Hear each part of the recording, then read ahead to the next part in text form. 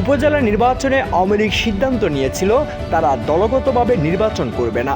সে সিদ্ধান্ত অনুযায়ী উপজেলা নির্বাচনে আওয়ামী লীগ কোন প্রার্থীকে মনোনয়ন দেননি এবং দলীয় প্রতীকও ব্যবহার করছে না।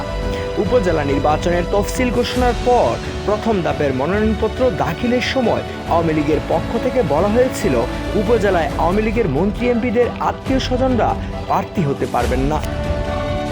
কিন্তু আওয়ামী লীগের হাতে গোনা দু একজন, যেমন তথ্য প্রযুক্তি প্রতিমন্ত্রী জোনায়েত আহমেদ পলক ছাড়া বেশিরভাগ আওয়ামী লীগের মন্ত্রী এমপিরাই এ সিদ্ধান্ত মানেননি। তাদের আত্মীয় স্বজনরা প্রার্থী হয়ে আছেন। ইতিমধ্যে আত্মীয় স্বজনের একটি নতুন ব্যাখ্যা দেওয়া হয়েছে। গত বৃহস্পতিবার প্রধানমন্ত্রী শেখ হাসিনা গণভবনে আয়োজিত সংবাদ সম্মেলনে বলেছিলেন, স্ত্রী পুত্র নিয়ে পরিবার, এর বাইরে যদি কেউ নির্বাচন করে তাহলে তাদেরকে আত্মীয় স্বজনের মধ্যে ধরা হবে না।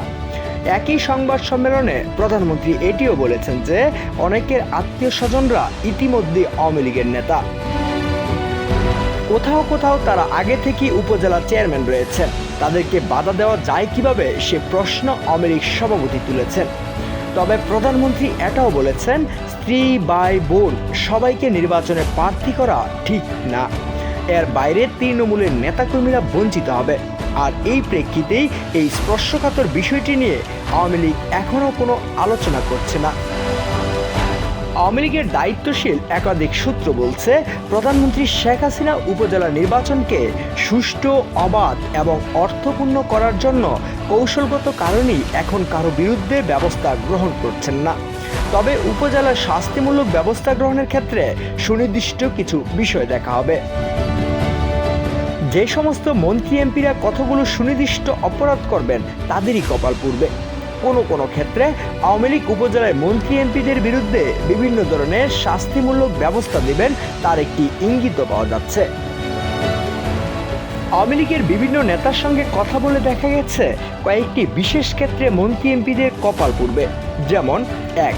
যদিও ঢালাওভাবে আত্মীয় স্বজনদেরকে উপজেলায় প্রার্থী করা হয়, যেমনটি প্রধানমন্ত্রী বলেছেন যে স্ত্রী পুত্র একসাথে যদি নির্বাচনে প্রার্থী হয় তাহলে সেই মন্ত্রী এমপিদেরকে কালো তালিকাভুক্ত করা হবে। 2. যদি কোনো মন্ত্রী এমপি তাদের পক্ষের প্রার্থীদের নির্বাচনে জেতানোর জন্য প্রভাব বিস্তার করে তাহলে তাকে কালো তালিকাভুক্ত করা হবে। 3.